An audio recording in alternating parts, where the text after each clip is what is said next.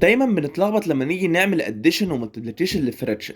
في الفيديو بتاعنا النهارده وده الفيديو التاني من اساسيات الماس، هنعرف ازاي نعمل اديشن ومالتيبليكيشن للفراكشن. تعالى معايا.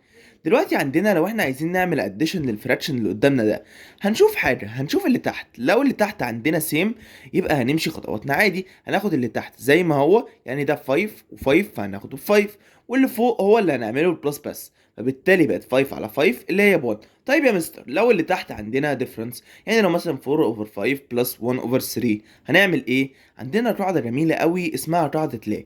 يعني ايه يا مستر قاعده لا؟ يعني احنا بنضرب ال 4 في ال 3، وبنضرب ال 1 في ال 5، وبنضرب ال 5 في ال 3. فبالتالي عندنا يا مستر بقت شكلها عامل ازاي؟ 5 في 3 بكام؟ 15. 4 باي 3 بكام؟ ب 12. و5 باي 1 هتطلع ب 5، يبقى 12 بلس 5 اوفر 15 بقت 17 اوفر 5. فبالتالي كده يا مستر احنا اتعلمنا ازاي نعمل اديشن. تعال نشوف المالتيبليكيشن. المالتيبليكيشن ده لذيذ جدا، كل اللي بنعمله بنضرب اللي فوق في اللي فوق واللي تحت في اللي تحت. فبالتالي هتبقى 2، 5 في 3 هتبقى 15. تعال نشوف الديفايدد. عندنا قاعده اسمها تي سي اف، تي بتشينج فليب.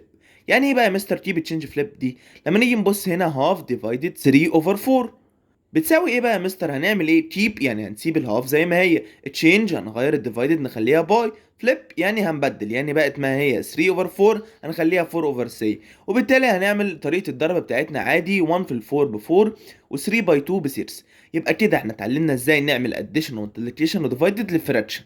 وما تنساش تعمل لنا فولو علشان تستنى البارتات الجديده. سلام.